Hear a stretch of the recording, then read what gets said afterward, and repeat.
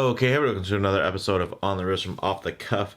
Today we have a really fun review for you for a very controversial release from the brand Seiko. A little bit about them. They were founded back in 1881. They are Japanese in origin, but now have factories throughout Asia. They cover all market segments from entry level to extremely high end.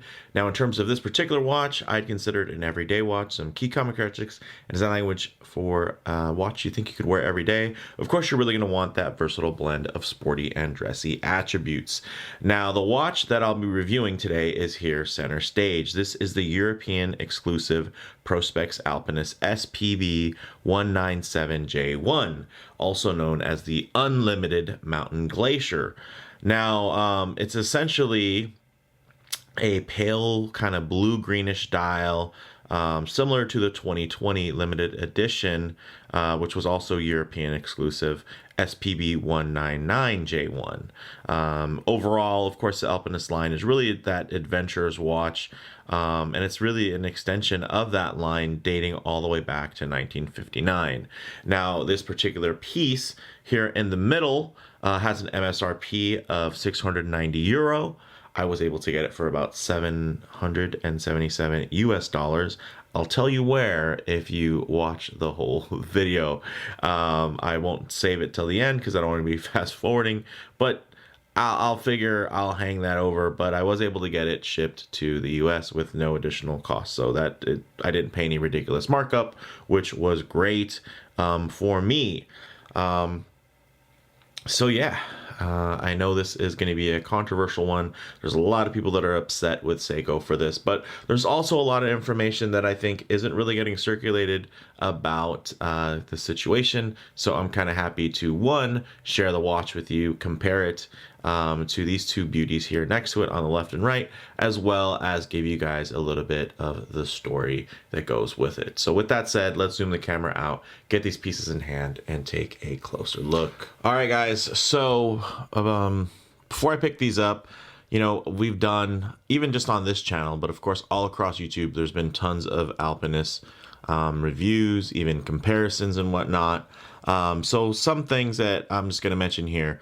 I decided to bring in the SARB 017 as well as the SPB 089 as comparatives. One, because this particular dial has this kind of blue, gray, green tone to it. And we have a very deep blue dial and a very deep green dial as comparative options. Also, internationally, none of these were sold. This is a JDM only model. This is a US only limited edition. And here we have a European exclusive model. So going a little bit around the globe there, having a couple of different versions, but let's go ahead and get these in hand. So very quickly, here we do have the SARB 017 for those of you that are kind of new to the Alpinist game. Although this is not the first new Alpinist, this is one of the more modern Alpinists that really help make this watch so popular. Really great pricing, and it just packs a lot. 200 meters of water resistance, sapphire crystal. You know, it didn't come on this metal bracelet, but it was an option. And yeah, very unique. You see this on somebody's wrist, very nice, and you know they're a connoisseur. Here on the other side, we have the US limited edition SPB089. Some people call it the Hodinkee, but Hodinkee was just an authorized dealer for Seiko in the US, so they had it in their shop. It really has nothing to do with Hodinkee, besides the fact that they were an authorized dealer for it. Many 80s sold these as well. It came with the signature blue dial, which hadn't been seen within the Alpinist line before or since, and I do have it on a very special bracelet here. OEM Seiko, of course, but not OEM to the Alpinist line. It's one that just happens to fit. I've done a video on that. Definitely check the channel history if you want more information on this bracelet and this combo. But I love this watch. Very versatile for me. A lot more versatile than the green dial, just because I don't wear a lot of green, but I do tend to wear a decent amount of blue. Now, with that out of the way, here we go, guys. Main event. Let's see it. The European Exclusive Alpinist. Now, this is kind of known as the Unlimited Mountain Glacier because it looks just like the limited edition Mountain Glacier. That was also a European exclusive. I cannot confirm nor deny they have the same dial, but honestly, this dial looks so different in so many different lighting situations that it's I would have trouble comparing this even to the exact same model if I had another 197 right next to it. Depending on the angle, guys, look at the way this thing picks up light. You're gonna see some grays, you're gonna see some greenish hues, you're gonna see that pale blue kind of just, man. And that's what I really love about this is the color palette. It's somewhere in between these two very dynamic watches, literally kind of in between. Here you can see, look, it almost looks very blue, and you look at the blue sky kind of in the background there, and yes, it feels like a blue dial watch, but I have to say, there's just things that happen in the way that it shifts light that it's just sometimes it just comes off as very green, as well as also just different hints and shades. The color play here is really, really beautiful. It's something very unique, and honestly, I haven't seen a dial of this same kind of color palette in the past. So I did want to kind of share these all kind of at once so you guys could compare them together just visually, so you know the difference. Also, so you kind of have an understanding of these ones. And I didn't include my international Alpinist, which is a new Prospex Alpinist, because it's pretty much the exact same thing here as this Unlimited Mountain Glacier, but it's, it just has a different dial. It has the black dial with the slightly different indices.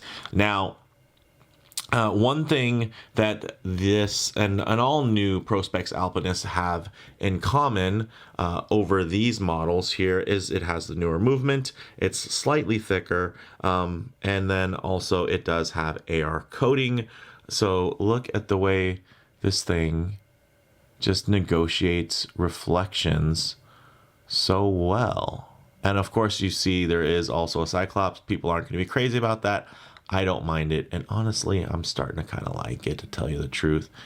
But if I was to make a watch, I probably wouldn't choose to put a Cyclops on it. But in this case, I think it suits the overall more complex nature, because there's a lot going on, but it's not just pure chaos. I think it's a bit of stylized and organized chaos. So those are things that I really like. And in terms of versus the blue, although very versatile, the blue dial here, it's reflecting directly off of the camera lens, so it's very black. But in all actuality, this thing ends up capturing a lot of light and can really look washed out outdoors in a lot of outdoor situations because of that non-AR coated crystal. So for me, that's just a huge plus. You know what? We can go ahead and get this US only blue out of the way. We can get the old JDM out of the way, guys. If you want more information on these watches, definitely check the channel. But let's get into it here. So 39.5 millimeter diameter. We have 13.2 millimeter height, 46.3 millimeters lug to lug, brushed and polished stainless steel case and bracelet, all included. On the other two versions, those were, you had to purchase them separately. Here it comes with it. That's great. And it's another thing that kind of upset people about the limited edition, is that it came with two straps, and this comes with a bracelet, and it's cheaper. And not only is it cheaper, it's being sold cheaper because people aren't marking them up because they're not limited editions. So again, dealers are the ones that have been marking them up, making people's lives hard, not Seiko. And also something to note is that Seiko UK, so out in Europe, if you were somebody that bought one of the limited editions, the team of Seiko actually admitted, hey, we could see why you'd be upset, and they actually were allowing people to return or exchange their watches. So that's something really cool. Never really heard of anybody doing that before, and yes, it was shared within some of the Facebook groups for the Alpinist. So, everybody is just so upset. Oh, well, Seiko, what a cash grab, bunch of scammers, this and that. They did offer some solutions, and it wasn't some big premeditated thing. Honestly, what I believe is that they thought people were really going to enjoy those strap options and the special box and the commemorative side of it. But it was such a beautiful color. They were like, well, we'll throw a bracelet on it. We'll sell a normal one. And I think, obviously, with all of the hoopla around the limited edition, similar to this guy here, which I was lucky enough to get at MSRP. I didn't pay any markups. I just bought it the day that it launched, and I was lucky enough to have it check out in my cart. So it was like $600, and now these are like $1,800 in the aftermarket. The limited edition for these are also quite expensive, but since this is the non-limited edition or the unlimited edition, you guys can get this one and you can find it all over. If you're in Europe, even easier. If you're in the US or somewhere else outside of Europe, it's a little bit harder. But if you stick around and listen to my ramble, you will eventually be told where I got this. So, this is slightly thicker than the JDM model, the original 6R15 models, because it has a display case back, and two, it's just pronounced a little bit more. The case back comes out, but all the other dimensions are pretty much exactly the same.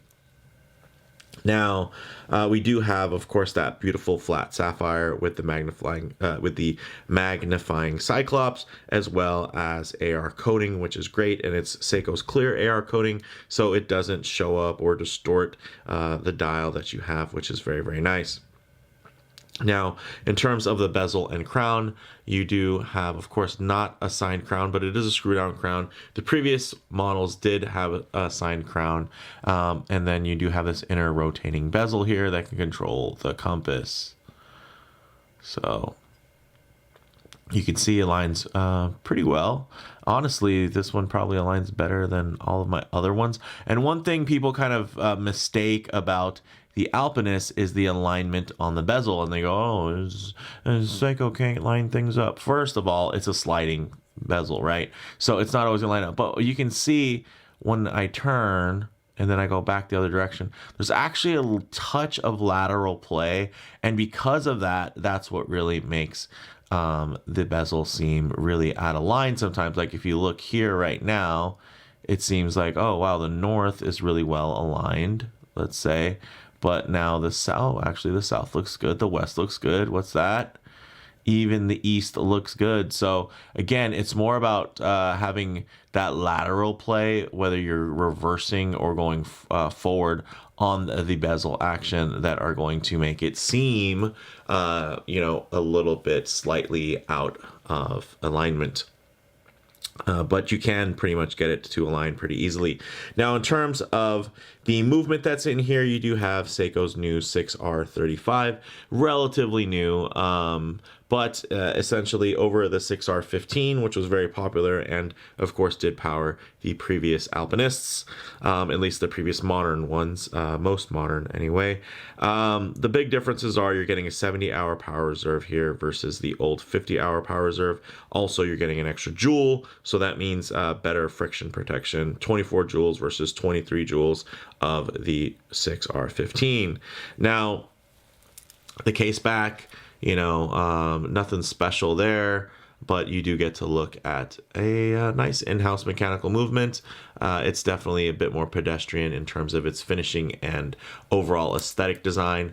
But for me, there's just something about a good display case back, because on a mechanical movement, it's nice to see it. And then on an automatic movement, you have even more reason, because you have a little rotor flapping around here and there, adding some life to the timepiece.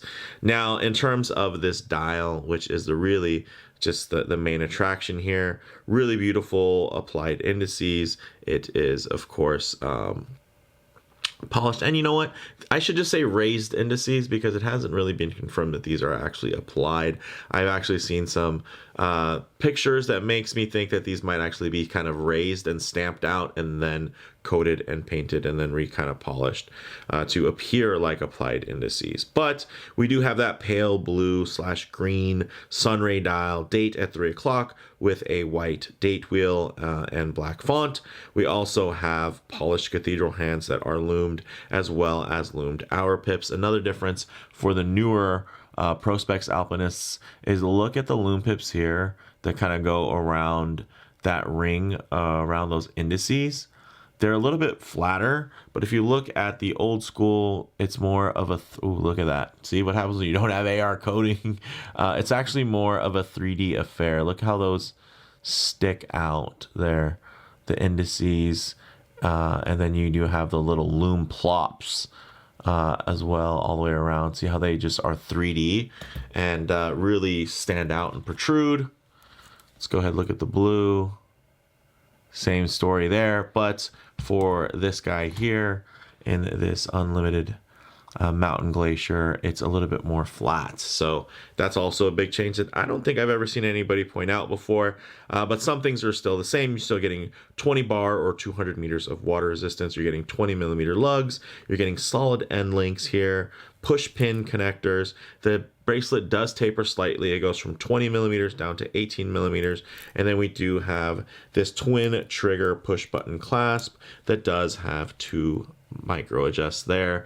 Not the most amount of micro adjusts, but it does help in terms of fitment. Now, with all that, guys, I know that was a lot. So let's go ahead, get this piece on wrist and see how it wears. Okay guys, as you can see on my roughly 7 1/4 inch wrist, this little 39.5 millimeter wears extremely well. And honestly, these alpinists have been advertised as about 38 to 38.5 many times over, but it's really, I'd say honestly, a 39.5. It does render much smaller, mostly because that dial is quite compressed. And then it has kind of the rings around. You have the rotating bezel, as well as kind of the train track chapter ring that goes all the way around as well. Also, you can see that magnifier, that Cyclops, it does a good job of magnifying, so I don't mind it at all. You can see the date is much bigger and more pronounced. Also, you can notice that it sits really beautifully on the wrist, but the color, again, it just shifts in so many different ways. It's kind of nutty. Sometimes I look at it and it honestly just looks gray. Sometimes I look at it and it looks like an icy pale blue. Sometimes I look at it and it's almost a deep emerald green. So it's pretty nuts how many different and really contrasting dials you get with this. And for me, that's what makes it infinitely versatile. You can wear it with green, you can wear it with blue, you can wear it with just black and white. And honestly, it's going to appear almost like a very subtle and cool gray most of the time anyway. So very, very interesting from that standpoint. Wears really well, of course, like you would expect from this line of watches. Sits on the wrist well. Of course, the lugs do curve down to hug the wrist. Relatively short lug to lug at just 46.3 millimeters. So it's going to wear really nicely. And I know some of you might be thinking that looks a little small or whatever, or maybe some of you are looking at it saying it looks a little big, but I got to say, I think it looks really, really good. And I know it feels really good on wrist. So with that, let's actually move into some closing thoughts. We'll set up some loom shots and the light transition and really close this out. So 1 second. Okay guys, we'll go ahead and hit the lights. As you can see, really not meant to be a loom beast whatsoever. This is kind of just a really nice looking field watch at heart, and definitely on the adventurous side with that extra 200 meters of water resistance. But one thing I like to do here within the segment is get to some of the light transition. All right, there you go. Ooh, because you're not always going to be out in the middle of a field enjoying direct sunlight. A lot of the times you are going to be coming in and out of a building, maybe walking underneath an overhang or two, or enjoying the shade of a tree, or just sitting in your favorite automobile. Look at that dial. Look, it's just more blue a lot of the times. Cool blue. And then sometimes it just hits and gives you something else. So I like to kind of give you guys an idea what this watch, and any watch really that I review, looks like in kind of mixed lighting situations. And you can see here, like, it strikes into a very deep, dark blue that almost looks like the USDM special edition kind of navy blue dial. And then it turns, and then you just pick up other hues, which is insane. You're getting these grays and kind of greenish vibes that come through really beautifully. And then even in kind of high contrast lighting, where you would typically be able to expose any type of defect or flaws, you can see the light still flows over the brushing on those bracelet links really well. And you do get even another couple of different reads of what this dial is going to render and appear like, which I find really enjoyable. Look at that. You go from these kind of high contrast, very dark, sedate dial with just a sharp high contrast streak and pop of color, to all of a sudden it just captures and wraps all that light up. Because it is a kind of semi satin finished dial, it actually just can grab all that light in a really interesting way as well. So very, very cool. And you can see again transitioning from blues to greens to grays, all just in a day's work for this European exclusive Prospex Alpinist SPB197J1 Unlimited Mountain Glacier. Now, I know I said I wasn't going to wait until the end to share where I got this, guys. I got it at Masters in Time. All right. Not even going to say anything else, because I do want people to get a chance to have a crack at this watch. It was pretty hard for me to find. There's a lot of places that are taking pre-orders. There's a lot of places that will not ship to the US. So if you are in the US, check it out. Masters in Time. They're awesome. I gave the link to my younger brother, and he snagged one too. And now I'm telling you guys as my viewers. So hopefully some of you that are looking for this watch will get a chance.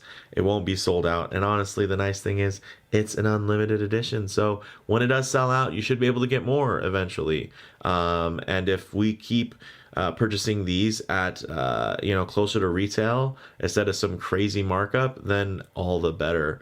So all right, guys, on the wrist, in terms of closing thoughts, of course, it has that sporty yet compact wear. In terms of model variants, there are tons of new Alpinist variations that are out there, and even more coming soon, which is really a beautiful thing.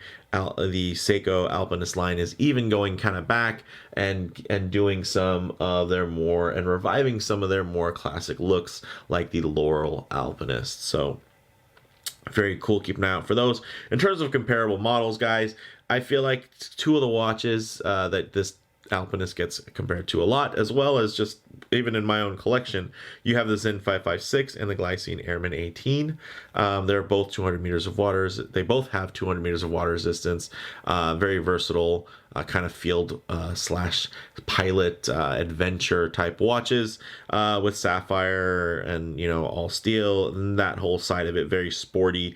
And then the Airman even has two crowns, but one of the crowns is it's not for a compass, it's more for a timing bezel, but it does have a similar I think scale and overall feel to it, as well as the 556, which I think the theme wise, thematically, they're very, very well aligned and very competitive with each other.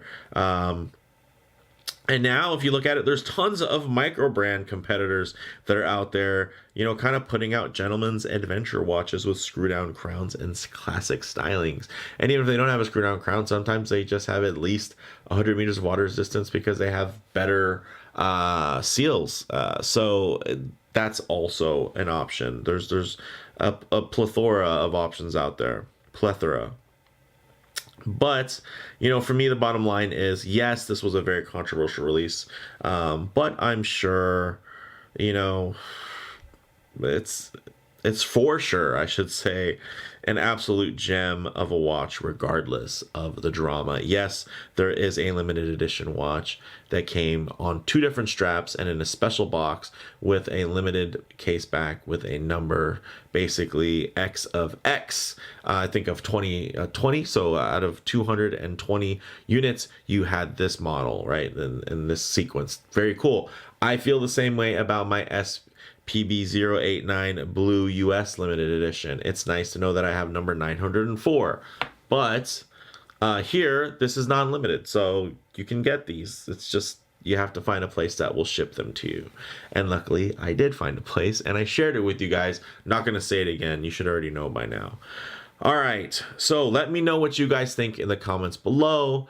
I'm sure many of you will not even watch the video and just start ranting about Seiko and their dirty practices and their greed and cash grabbing, yada, yada, yada. Well, at the end of the day, Seiko saved me money because of all of the dealer cash grabbing that was happening for the limited edition. I honestly had it quoted out at around 1,300 bucks, plus some crazy amounts of shipping on top of that. So, and it ultimately turned me off, and I didn't want to go through with it. And I was like, wire transfers and all types of stuff. It just wasn't worth it to me, and I didn't want to play that game. Lucky for me, Seiko came through. And yeah, now it's not just this kind of beautiful color palette of a dial isn't just limited to 2020 units. It's available.